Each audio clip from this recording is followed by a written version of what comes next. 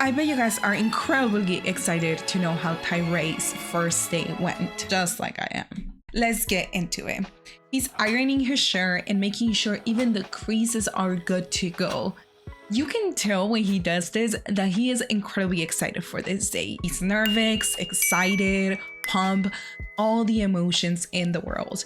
Tiffany and Tyray are still total strangers, and the whole time that he's getting ready, he's hyping himself up. Take a chance and I'll see what happens. No more negativity. You understand? No more negativity. He says his perfect day is a nice restaurant and he loves fitted dresses on women. He would love to see people just like turn around and look at her and go, oh my gosh, goddamn, she's hot, you know, things like that. I do like a nice dress on a woman. I think dresses look nice when they're like, you know, they're fitting and everything is like, you know. He also got her some super nice flowers. Those flowers that were definitely handpicked by him. And they were not like Walmart flowers that you just try to pick up like the best that they have. The producers asked Tyray who he thinks is going to make the first move. You know what? I do kind of get the vibe from Tiffany that she likes, you know, the man to kind of, you know, be in charge and take, you know, initiative. Are you sure? Because last time she was the one that took the lead, not you, Tyray. However, he wants her to make the first move since she was the one that was into him at first. And as we know, he is very inexperienced, so maybe she'll do it and he won't have to, you know, suffer so much. When he arrives at the restaurant, he's very nervous. He's sweating, he's patiently waiting, and right off the bat, he gets Tiffany some water, and the time just keeps moving and moving and moving. Maybe, you know, she got stuck in traffic, or maybe she ran out of gas or something, so I'm just trying to wait and see and stay positive.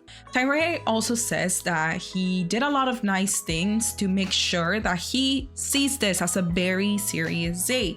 He booked a nice restaurant, he got her some flowers, he dressed very nice. And I think we knew this was serious the moment we saw him ironing the creases of the sweater. And guess what? Tiffany still hasn't showed up. It is 7:30 and the date started at 7.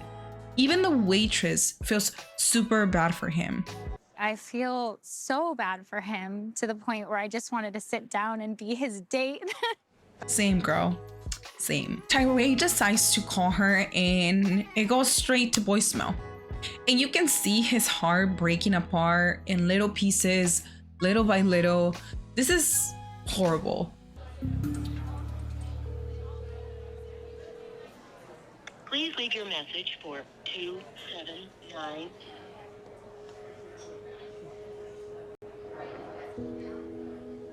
This BS is horrible and evil. I have never wanted to fight someone so bad in my life, and I am not the type that fights. I'm the type that runs away. I just want Tyray to find love. I was so excited last weekend and now I am pissed. So thank you TLC and thank you Tiffany for having the shorter span on 90 Day Fiancé and still being a very hated character. Also guys, please don't forget to like, comment, and subscribe. I think we are actually hitting 500 subscribers as I'm making this video, so that makes me extremely happy. Now our next goal is 1,000, so let's get to it. Now off to Chantel. After the disaster that we all witnessed last episode, we are off to a new start, right?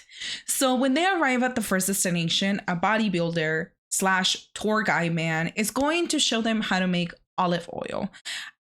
Okay, come with me. We're gonna show you everything.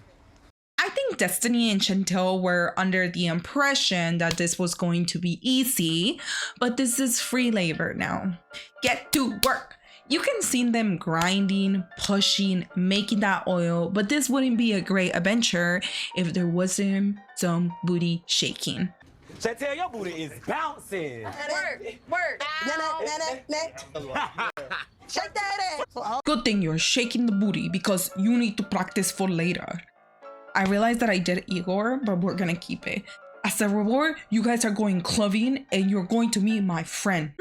Which friend could it be? I feel like my chances of meeting Mr. Right in a club are pretty low. Yes, they are pretty low. Statistically speaking, it was bound to fail anyway. Off to the club we go. I've been single for 6 months now, but in reality, Pedro and I hadn't been intimate for an entire year. I had no idea her cookies were deprived from physical intimacy for such a long time. You suck, Pedro. Here is where we get introduced to Giannis. Let me introduce my friend Giannis. Giannis is a professional football player. It is giving, let's say you up for a green card, and then he later tells Chantel that he's never been to the US, but he has always wanted to go. And I don't know why, but for some reason I kept feeling like this was Chantel and the Dominican Republic again. The producers asked Giannis what he thinks of American Girls. Dancing is a little bit crazy, but very exciting. Yeah, and very good company. Yeah, a lot of fun, a lot of fun. And then all the friends start pushing both of them together. He works out, she works out. Look at her, look at him. And then he makes her do a little spin. Oh my god, oh my god. No way. She works out. Okay. She works out. Yeah, I can really tell you do. Yeah. Chantel, you don't need to throw yourself at a man. You are beautiful. You're a beautiful woman, and you don't need to be doing the most to catch attention. After this, they step away to have a little conversation, and Chantel is like, have you lived here your whole life? Oh no, I've been to London for 3 years. I was playing professional soccer, and I'm actually pretty good at it. And then she awkwardly throws in there that she just got a divorce a couple months ago, and that she's totally okay and she's totally over it. Have you ever been married? No, never. Long time, like so far behind me. Are you sure? Are you sure? I have a hunch that Chantel doesn't value herself, that she doesn't think she's enough for any man after Pedro, and that she's willing to just do whatever she needs to just get it. I don't know if it's just a Greek thing or a him thing to be so understanding, but I see it as a positive. So right before she leaves, she asks Giannis for his number. And for the next episode, she's going to be meeting him in his hometown that is 3 hours away. Yep, 3 hours away. So now moving on to Natalie.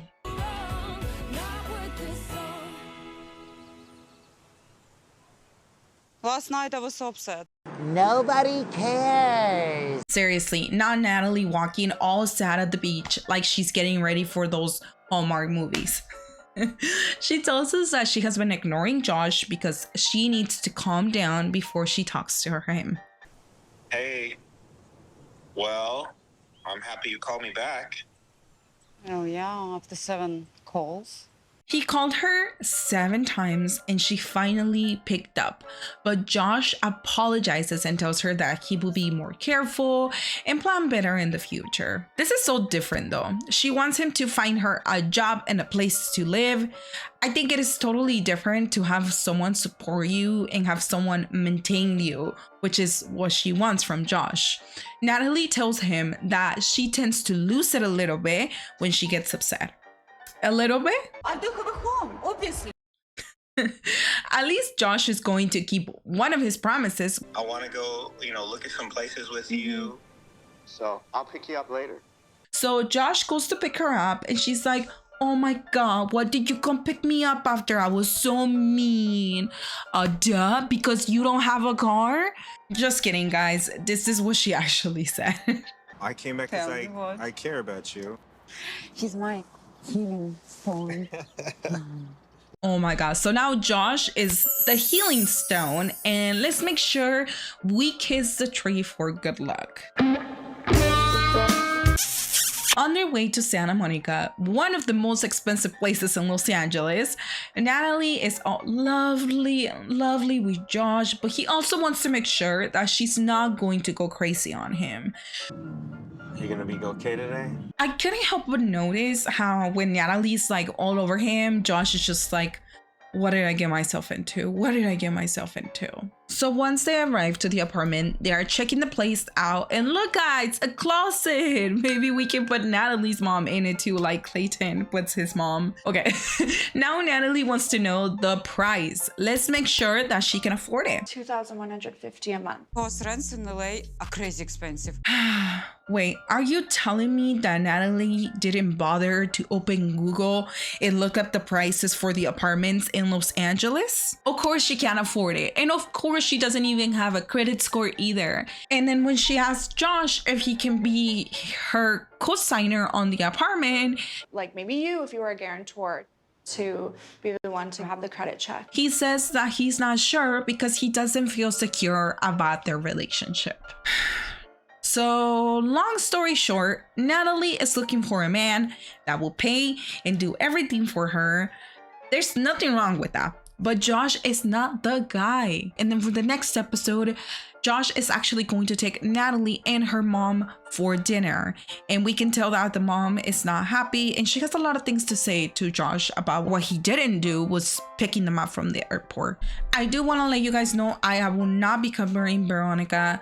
This is supposed to be the single life, and it turns out that Veronica is actually not single because she has decided to start a relationship with Jamal, which we were having so much fun and we had such a great connection, and we decided that we're gonna give the exclusivity thing a try. Now we are going to move on to Tim. Tim and I were together for 7 years, and he became my co-parent to Chloe, but at the end we realized we're just better off as friends.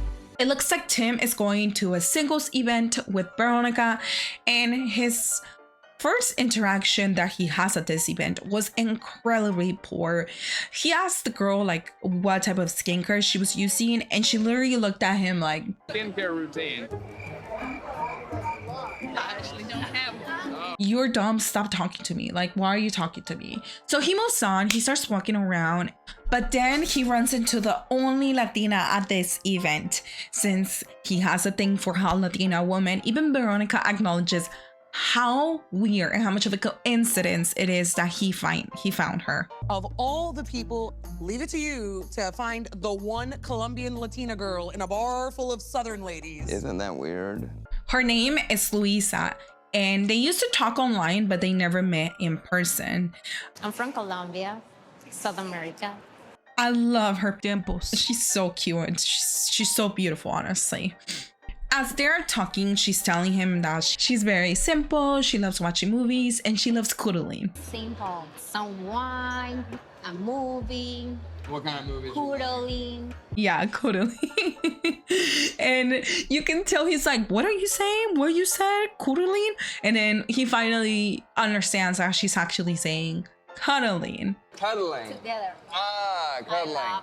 And I totally get her because when I arrived to the US, I didn't know any English at all. So I had to learn it. And there was certain words that I would, make my own words out of because I didn't know how to pronounce them. So I get her. I think she is way out of my league. He does realize that she is way out of his league, but he asked her out and she said yes. Yep. I would really like to do something with you. Or like we should do something and see if we have some fun. You want to do that? Yeah. So now they're gonna go out, and for the next episode, we are gonna get to see them on their first date. I don't know what the name of that game that they're playing is, but that's what they're gonna do. And that will be it for this episode. Thank you so much, guys, for watching, and I hope you guys have a great day. Bye.